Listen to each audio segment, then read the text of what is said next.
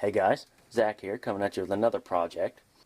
So what we're going to be doing today is we're going to acid etch some knives. And I wanted to make a video about this, not only so my customers could see how I etch my knives, but any other of you guys who are getting into knife making, and you wanted to try some acid etch finishes. I wanted to show you guys how I do it, and that'll give you a starting point, and you can kind of build your own process off of that. So anyways, let's go over what we're going to need first. You're going to need quite a few things. First and foremost, we're going to need to be using some safety equipment for this project. You're going to need some safety glasses. This stuff gets in your eyes, it will cause damage, and you'll need to go to the emergency room. So safety glasses are an absolute must. You're also going to be needing some rubber gloves of some sort. These are vinyl gloves. You can also use latex, nitrile. It really doesn't matter. Just something to keep it off your hands, because this acid that we're going to be working with will burn skin.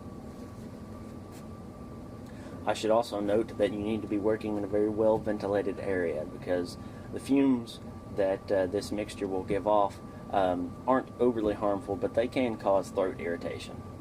So if you're working inside, open a window and turn on a fan. That'll keep you safe.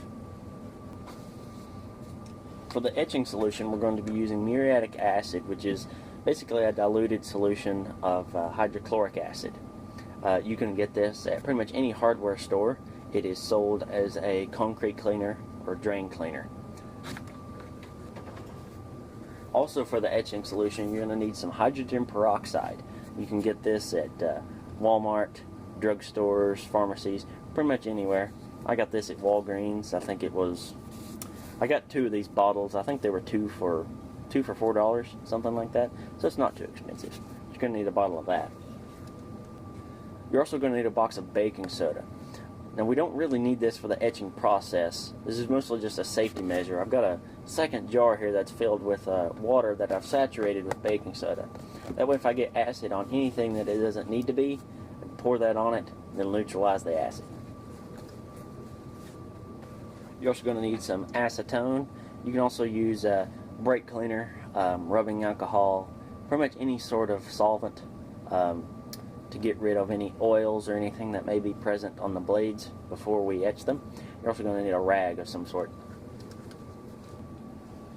You're also going to need a couple of scrub brushes. It doesn't really matter what kind you get as long as they're fairly stiff bristled. And you're also going to need some very fine steel wool. I think this is either double or 000 steel wool. You can get this at hardware stores. You're going to need a bucket for when we're done. I'll get to that later. And of course, you're going to need a jar to put everything in. This is just an old mayonnaise jar that I've washed out very thoroughly. You don't want any oils or anything left in there. And I recommend you do this inside of, it doesn't have to be in a sink, but I recommend you do it in a big plastic container. That way, if you spill anything, it's contained. It's not going to, run over into the grass or get on you or get on your pets or anything bad like that. So that's pretty much everything we're going to need, besides your knives, of course. And so yeah, let's get started. So the first thing we're going to do is put on our safety equipment. Alright, once we're all covered up, you can grab your jug of acid. And we're going to fill up our jar about a quarter of the way full. Between a quarter and a third.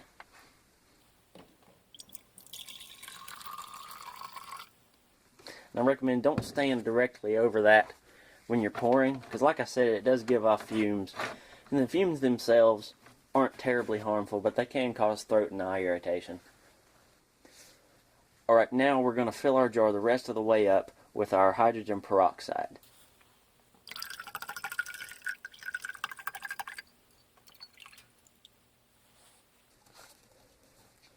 Alright, there we go. Put the cap on that. Put it back on the shelf. Alright, so there's our etching solution. Alright, next what we've got to do is wipe down our knives with acetone, or rubbing alcohol, paint thinner, any sort of solvent, very quick drying solvent. And this will get rid of any sort of oils or residue that might be left on the knives from when I was making them. So you're just going to put a little bit on your rag.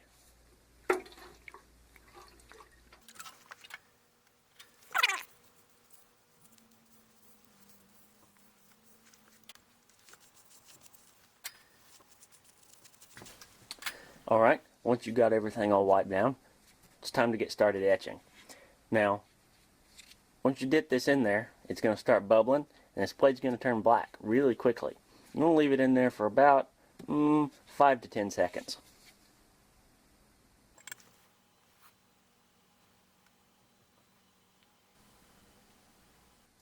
Alright, you notice we got a nice black knife. Now we're not done. What we're going to do next is we're going to come over here underneath our water, rinse it off, and then scrub it with the steel wool.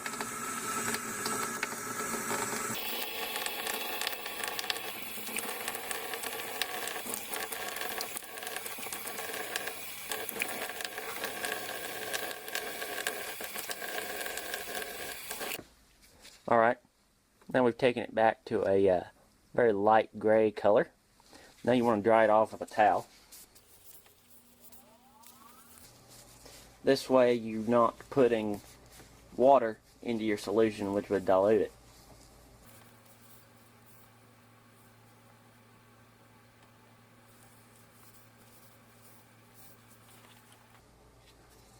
Alright, now we're going to dunk for another 10 to 15 seconds.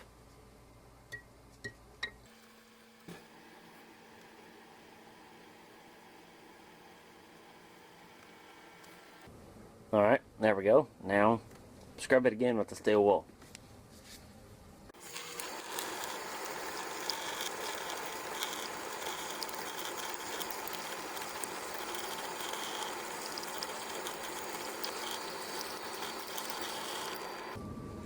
Alright, there we go. Now, dry it off again. Alright, now it's starting to look pretty good. Can't really see it in this lighting too well. It's starting to look really good. Now, what I'm going to do next, and you don't have to do this step, if you've got some sort of etching stickers with your logo on them, now's when you want to go ahead and stick that on. And once I get mine stuck on, I'll show you what I mean. Alright, there we go. Got our all stuck on there. A little Warner Cutlery logo there. And now we're going to repeat the process. That way the area covered by the sticker will be a lighter gray than the surrounding blade. Now if you wanted the inside of your logo to be, you know, completely satin, no etching, no etching, just stick that on there before you got started. Alright, time to go back in the acid.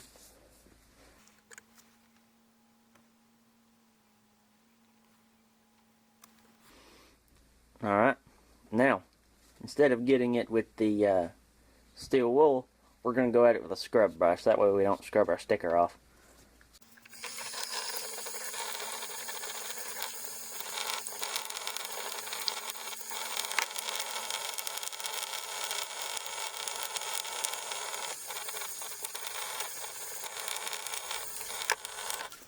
Alright, now one last time we're going to stick her back in the acid.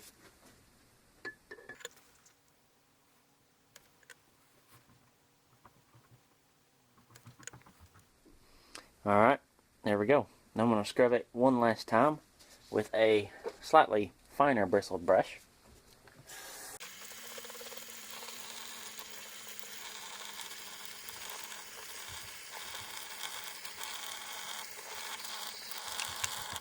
Alright, the etching is done.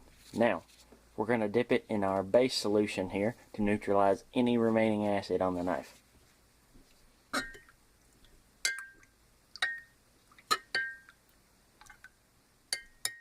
Alright, now rinse again in neutral water. Now, you're clear to dry with a towel and remove your sticker. There we go. She looks pretty good. Nice, even, matte gray finish. Looks really good. Now I just got to put a handle on her, sharpen her up. She's ready to hit the road. One thing I forgot to mention is when you're done etching, you want to take that bucket that I told you about, dump your, I already dumped it in there because I forgot to tell you guys, dump your baking soda water in there, maybe add a little bit more baking soda, and then pour your acid in there. It's going to foam up.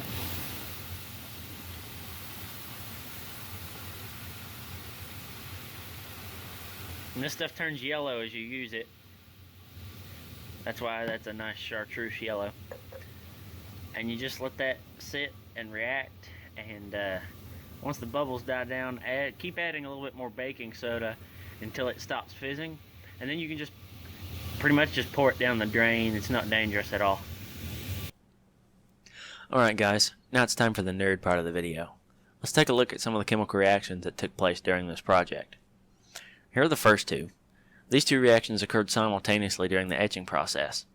The first reaction is the formation of ferrous chloride and also a little bit of hydrogen gas from the iron in the knives and hydrochloric acid. The second reaction is the formation of ferric chloride and water from the ferrous chloride, hydrogen peroxide, and some more hydrochloric acid. This reaction is what turns the etching solution a very bright yellow color. Now, the addition of hydrogen peroxide is critical to this process, since the hydrochloric acid isn't what's actually etching the steel. It's the ferric chloride that forms in the second reaction. If we were to put the knife in straight hydrochloric acid, then the knife wouldn't etch, but would simply dissolve away over the course of a few days, leaving a jar of dark green ferrous chloride, a chemical that was formed in the first reaction. So the ferric chloride is what's actually etching the steel. Ferric chloride is a very common etchant in the electronics industry, and you can buy bottles of it on Amazon, but it's considerably more expensive by volume. A quart of ferric chloride will run you about $15 plus shipping, and then you have to wait on it to get to you. Or you can go to Home Depot and get a gallon of muriatic acid, or hydrochloric acid, for $8, and 2 quart-sized bottles of hydrogen peroxide for $5 at Walgreens. And then you don't have to wait on it to get to you. And that's kind of why I go the more complicated route. Instead of just buying a bottle of ferric chloride, I'll actually get the ingredients and sort of make it myself. Plus, it's a lot more fun and makes me feel like a scientist. The last two reactions took place when I mixed my base solution, which is water and sodium bicarbonate, with my etching solution.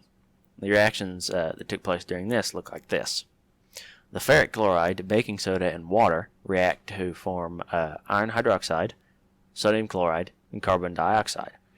Iron hydroxide is used as a dye pigment. It's a very yellow color. And the second reaction, which any remaining hydrochloric acid reacts with the baking soda to form sodium chloride, salt, carbon dioxide, and water. So by mixing my base solution, my baking soda and water, with my etching solution, then anything harmful is neutralized and it's safe to pour it down the drain. Alright guys, I hope you enjoyed following along with this project. That's all I got for you today, and I'll catch you in the next video. Thanks for watching.